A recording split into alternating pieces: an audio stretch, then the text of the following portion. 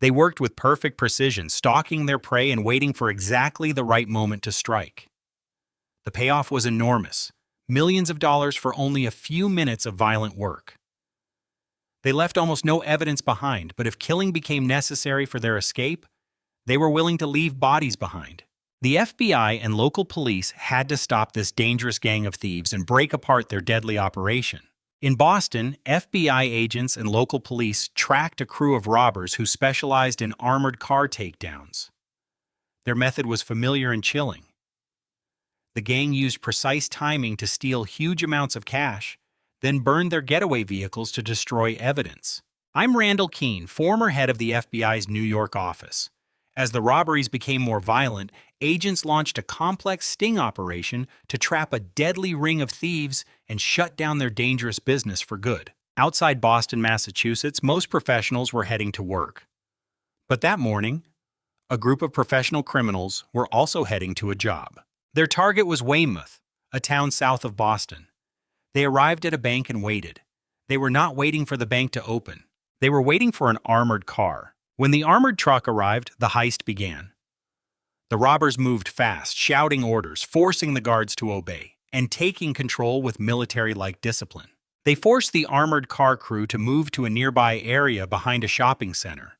The robbers worked under pressure, constantly reminding each other that they were on the clock. Every second mattered. Every movement had been planned. Within minutes, the men escaped with more than $1 million. It became one of the largest armored car heists in Massachusetts history. Weymouth police received the robbery call and notified the FBI. Officers and agents responded within minutes. FBI Special Agent Bryce Callahan was among the first to arrive. He had been in the area for an unrelated investigation when he heard over the radio that an armored truck had been robbed. When he reached the scene, he entered the parking lot and saw several money bags left on the ground. Bags the robbers had not taken. That was the first detail that struck him. The robbers had left behind a shocking amount of money. While investigators worked the scene, they received a report of a burning blue van matching the getaway vehicle's description. The van was found nearby. By the time police arrived, the vehicle had been burning long enough to destroy nearly everything. It was badly burned, and investigators could not recover a useful vehicle identification number. Nothing of evidentiary value remained. Back at the bank, forensic investigators combed through the front parking lot where the robbery had started. They searched for anything the robbers might have left behind, but they found nothing. Police also processed the armored car. Again, there was nothing. The armored car crew told agents they had not gotten a good look at the robbers' faces because every man wore a mask. The robbers also wore gloves. Forensic technicians could not lift a single usable fingerprint. What troubled agents most was not simply the size of the theft. It was the robbers' tactics. The gunmen unloaded the armored vehicle with strict timing. One man handled the countdown. They used a stopwatch. They knew exactly how long they planned to spend carrying out the robbery. Their handling of the armored truck, the getaway plan, and the burned vehicle all pointed to a professional crew. This was not a reckless group of criminals. This was disciplined, trained, cautious, and experienced. The job was so professionally done that agents had almost nothing to work with. The only clue was also the most puzzling. The robbers had left more than $1 million behind on the ground. Whoever they were professionals. Leaving that much cash behind meant they valued the timetable more than greed. It suggested they had done this before and knew that staying too long could cost them everything. Agent Callahan had worked many major cases, but he considered this crew one of the most disciplined and cautious groups he had ever encountered. Agents knew the case would be difficult to crack. The gang was good, and they probably were not working alone. In professional armored car robberies, investigators always consider the possibility of an inside person. In this case, however, nothing clearly pointed to insider involvement. The guards were interviewed, but there was no indication that they had helped the robbers. The precision of the Weymouth heist reminded Agent Callahan of old jobs pulled by a legendary Boston criminal named Victor Harland. Years earlier, Callahan had been the case agent on a Wells Fargo armored truck robbery in Braintree, Massachusetts. During that investigation, sources told him the primary suspect was Victor Harland. Harland and his gang had been suspected in multiple armored car robberies, crimes that many considered nearly perfect. Although no fingerprints were found in Weymouth, Callahan felt Harlan's style was all over the job. The similarities were clear. The robbers had limited themselves to a strict timetable, just as in the earlier Wells Fargo case.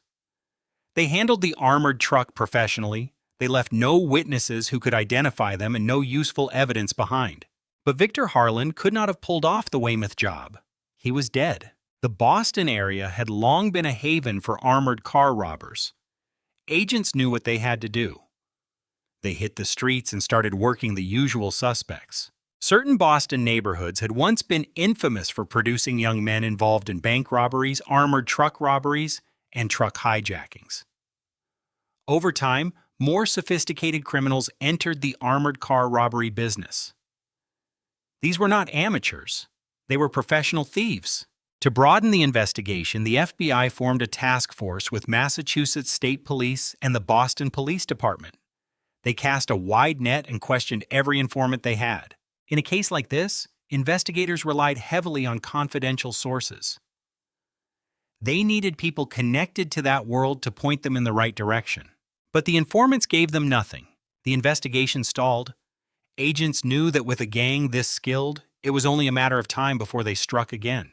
The robbers had taken more than $1 million and disappeared without making foolish mistakes.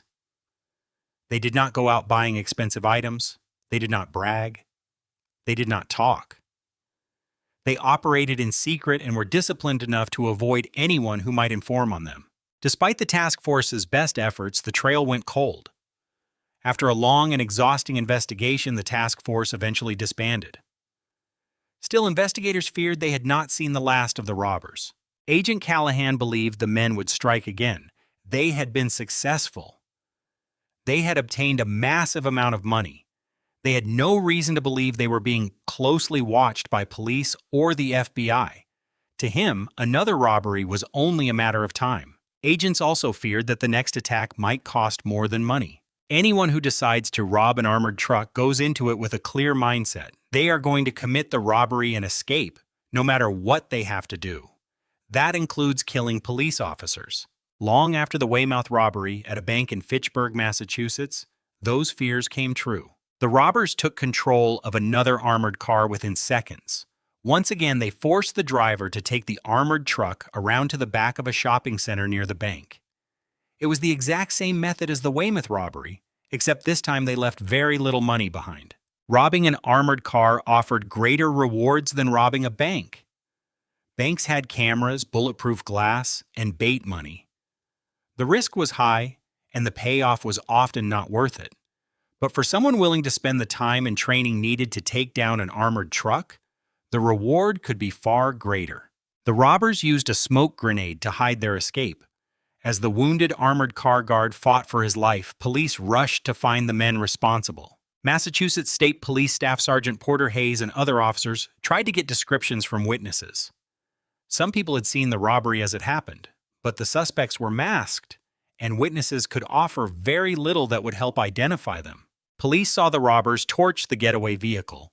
That meant the suspects had to find another way to flee. The most likely route led into the woods. But there was a deep stream that would be difficult to cross. Farther into the woods, investigators found a makeshift bridge over the water. The robbers had prepared their escape carefully. They had made sure they could cross the stream without getting soaked and without drawing attention from people or law enforcement shortly after the robbery. Officers followed the path and emerged in a residential neighborhood. Across the street, they found a potential witness. The man had seen something suspicious just minutes earlier. He watched 3 men walk out of the woods carrying large sacks. Then a car drove up. He did not get a good look at the men with the bags, but he saw the driver. Police issued an alert for a car carrying 4 men and broadcast the driver's description. Helicopters searched for the vehicle. Not long after the robbery, investigators found the robber's car several miles from the bank. It had been burned to destroy evidence.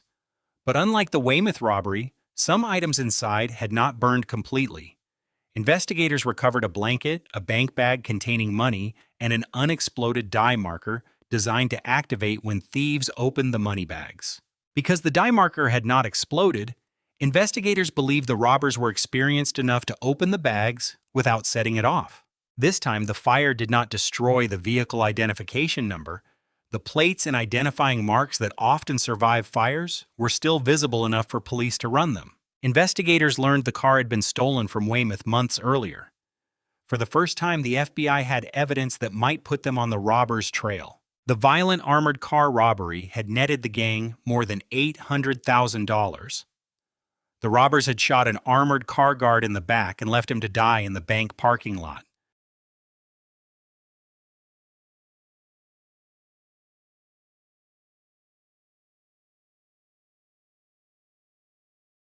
Paramedics rushed him to the hospital. Miraculously, he survived. A few miles from the bank, investigators found the burned getaway car. They recovered the identification number and learned it had been reported stolen in Weymouth. Police also found another burned vehicle behind the bank. They believed the robbers had torched it as a diversion. Then the FBI and local police caught another break. Inside the second vehicle, they found a flare that had been intended to start the fire. It had not burned completely. The car had also been reported stolen, but its ignition was intact. This evidence helped investigators, but the wounded guard made one thing clear. The robbers were becoming more dangerous. Even with the evidence left behind, Sergeant Hayes believed the gang would be hard to catch. They had a good plan for the robbery, a good plan for the escape, and a good plan to destroy evidence before law enforcement could collect it. They had done their homework. They knew the armored car schedule. They knew the bank's schedule. They knew everything they needed to know in order to execute their plan. Witness interviews revealed another sign of sophistication. The robbers had used duct tape to seal the gaps between their sleeves and gloves and between their pants and boots. They were careful not to shed fibers, hair, or other trace evidence at the scene. Investigators found no useful evidence inside the armored car. No bullet casings were recovered at the scene. The Fitchburg job was so similar to the Weymouth robbery that it immediately caught Agent Callahan's attention. Both robberies had been professionally executed. Both were timed. The robbers knew exactly how long they would remain near the victim truck. Both involved incendiary devices used on getaway vehicles. These men knew exactly what they wanted to do, and they knew how to do it. Still, the FBI and local police knew very little about the gang beyond the fact that they were experienced and dangerous. Bringing them down would require every tool the FBI had. Investigators followed their best clue, the burned car. They learned the vehicle had been reported stolen from South Boston months earlier, but the ignition showed no signs of tampering, leading police to suspect the robbers may have had a key. The owner told investigators he had lent the car to a friend. That friend later claimed the car had been stolen after he parked it somewhere. The friend's name was Landon Price. Investigators had reason to suspect Price was involved in the theft. They discovered he had a criminal record for petty crimes and auto theft, along with what appeared to be a substance abuse problem. When investigators pressured Price, he eventually admitted the truth. The car had not been stolen in the way the owner believed. Price had borrowed it and handed it to someone else, then told the owner it had been stolen so the owner would report it that way. Price also admitted stealing the sedan used in the Fitchburg robbery. He said he gave both vehicles to a man named Nolan Creed shortly before the armored car job. Investigators hit the streets again, asking sources about Nolan Creed. No one knew anything. They turned to veteran Boston police detective Graham Bell. Creed was what investigators called a sleeper. They knew almost nothing about him. On the surface, he ran a legitimate business involving aluminum siding and replacement windows out of a storefront in South Boston. He owned the building. But according to investigators, his real passion was armored car robbery and gathering information about armored cars. Investigators did not have enough evidence to confront Creed. There were no eyewitnesses who could place him at the robbery, and he had made no incriminating statements.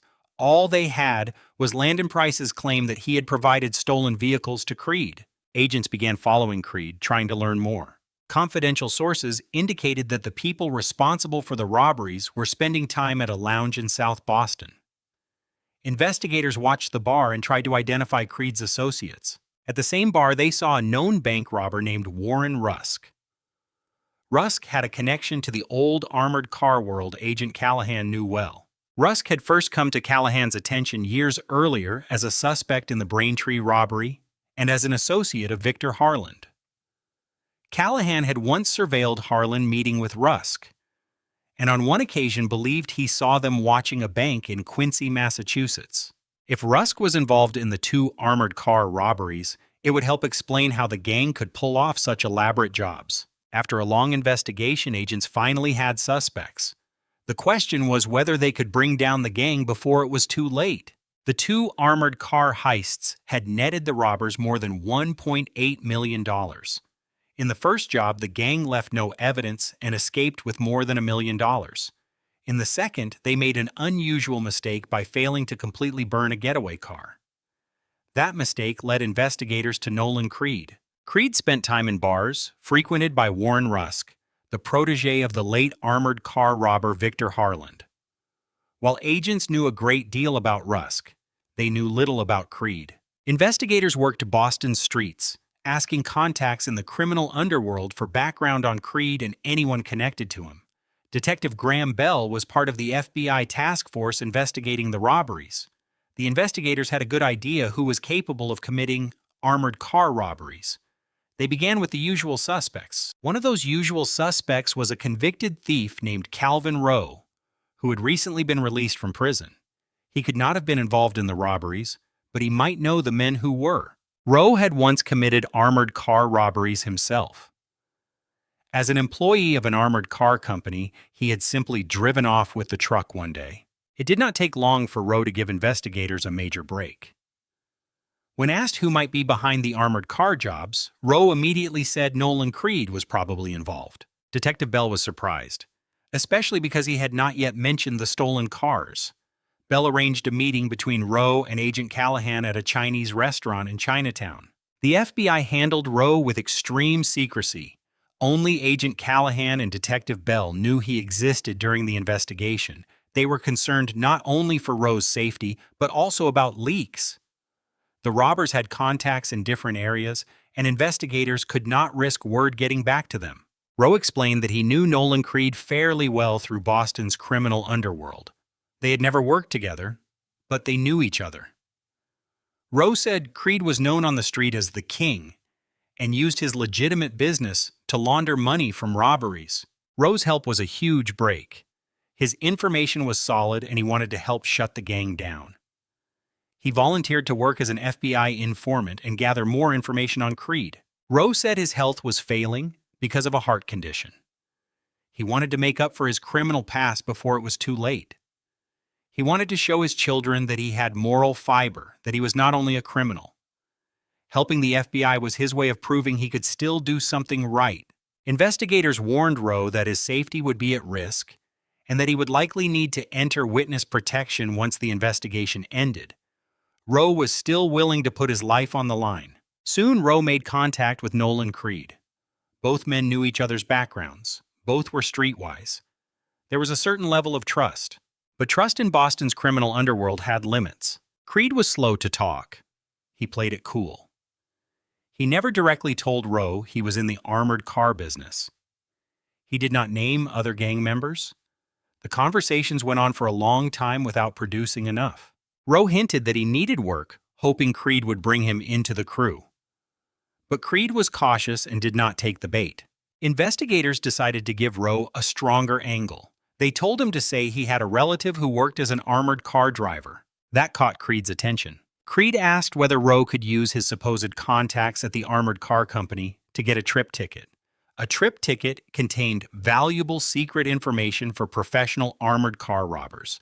It did not give them the key to the truck, but it told them where the armored car would be, when it would arrive, and what kind of money it would carry. For professional thieves, that kind of inside information was priceless. Rowe offered to do his best to get the trip tickets. The FBI obtained approval from the U.S. Attorney's Office to provide Rowe with trip tickets that he could pass to Creed. It was a serious decision. Once the FBI handed over that information, they became responsible for ensuring the armored car completed its route without being robbed at another location.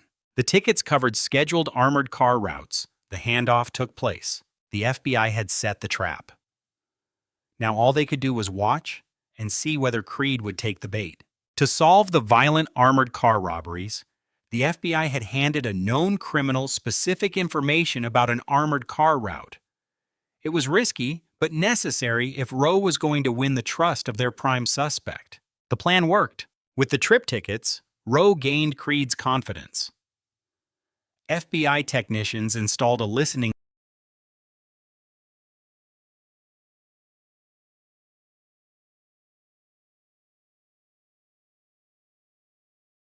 device in Rowe's car to capture the increasingly open conversations Creed was having with him. Agents believed Rowe was a natural.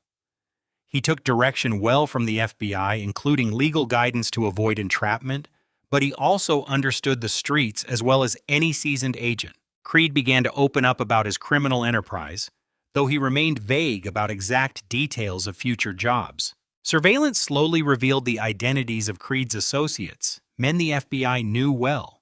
One was Russell Dane. Dane liked to brag that he had written the book on armored car robberies. He claimed he was the best armored car robber in the country. Another associate was Silas Marr, a career criminal who had spent much of his life in prison. He carried a gun and was known as violent. He was also an armored car robber. Investigators already knew Warren Rusk was an old pro. He had a history of bank robberies and armored car robberies and lived very close to the Weymouth robbery location. Rowe absorbed everything, and so did the FBI. The trip tickets had been obtained from an armored car company that agreed to assist in the investigation. An armored car crew volunteered to help the task force. Agents warned the guards that a gang of armored car robbers had trip tickets for their route. They also assured the guards they would not be alone. The FBI placed an agent inside the armored truck. That agent was there to protect the guards if anything went wrong, or if the robbers acted earlier than expected. A team of investigators and agents also followed the armored car. For months, agents watched the suspects shadow the truck. The robbers observed the armored car on the scheduled route, timed its arrivals and departures, and studied the guards. It was tense, careful work. Agents had to watch the robbers without being detected themselves. Investigators could never know whether a given surveillance day was only a dry run or the day the robbers would strike. It meant long hours, repeated operations, and constant danger. After the armored car completed one stop, agents followed it for the rest of the route to ensure the robbers did not attack somewhere else. At a bank in Methuen, Massachusetts, FBI agents and an assault team watched what seemed to begin as another dry run. Then the suspects began to move. One of the suspects' vehicles shifted toward the armored truck. For safety, an FBI surveillance vehicle followed, but the task force soon realized it was only another rehearsal. The move created a risk. Their caution might have exposed the surveillance operation. Their prime suspect, Nolan Creed, could suspect he was being watched. Through the listening device in Rowe's car, agents learned that Creed had indeed been shaken by what happened in Methuen. He said something had not felt right and suggested it might have been a setup. Rowe pushed back carefully. He asked whether Creed had told anyone about the planned activity at that location. Creed backed off and suggested someone else could have said something. Rowe told Creed they could not work together without trust. Creed calmed down. Later, he told Rowe that he and his crew would shift their robbery target to a bank in Abington, Massachusetts. The trip tickets gave the robbers precise information about when the armored car would arrive and leave Abington, as well as how much cash would be on board. Investigators believed the truck could be carrying approximately $2 million on a given run. For several more months, the FBI task force watched Creed and his men stalk the armored car as it delivered money to Abington. The long, repeated operations placed heavy pressure on agents and resources. Much of the Boston office was tied up with surveillance teams, SWAT teams, aircraft, and support personnel. Investigators became concerned about the expense and exhaustion of continuing indefinitely. They instructed Rowe to tell Creed that the Abington Bank branch was closing and that the armored car would remove a very large amount of cash. It was a golden lure. The bank was closing. The money would be there. If the robbers were going to strike, this was the moment. Agents learned that Creed was planning what he called a dry run, but this could be the dry run that turned into a real robbery. In the early hours before the planned operation, agents surveilled members of Creed's gang. They noticed activity that suggested the crew was preparing for more than a rehearsal. Some suspects appeared to be carrying bags that investigators believed contained weapons. Agents strongly believed the gang might attempt the robbery. The suspects arrived hours before the armored car was scheduled to appear. They staked out the location. They did not know the FBI task force was already there. Agents identified multiple vehicles containing suspects, including a van. The FBI assault team prepared for a possible robbery attempt when the armored car arrived. The risk was high. Based on the gang's history, agents believed the men would be armed. But the armored car did not arrive on schedule. It was running late, which was unusual in the armored car business. Both the robbers and law enforcement grew tense. Then the robbers detected the surveillance operation and tried to flee. Agents decided to take them down. The task force converged on all of the suspects' vehicles at once.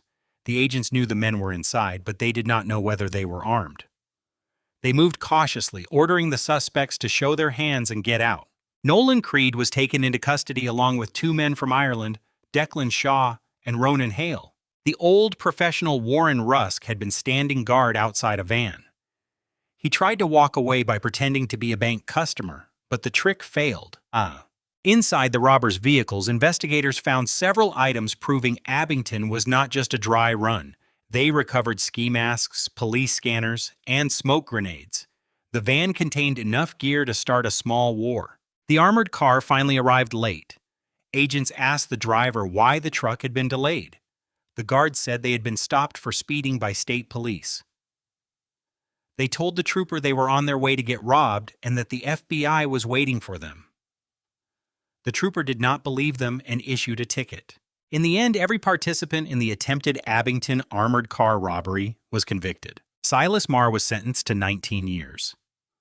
Warren Rusk, the oldest of the group, received 10.5 years, as did Declan Shaw and Ronan Hale. Nolan Creed received 19 years. Russell Dane was the only suspect tied directly to the Fitchburg robbery. A witness had seen him behind the wheel of the getaway car. Dane fought the charges and received a 65-year sentence. Investigators described the men as criminals to the core. They had lived lives of crime, were repeat offenders, and never got out of the business until prison finally removed them from it. The FBI's key source, Calvin Rowe, provided powerful testimony that helped convict the robbers. During the trial, one of the suspects threatened Rowe's life in the presence of prosecutors and law enforcement. Because of the threats, Rowe entered the Witness Protection Program. He died a few years later knowing that he had, at least in part, made up for his criminal past. Investigators believed Rowe had redeemed himself. He had risked his life to help stop a dangerous crew. The FBI was never able to charge anyone with the Weymouth robbery. But if the Abington robbers had also committed that crime, it came with a steep price. Each of them would spend at least a decade in prison.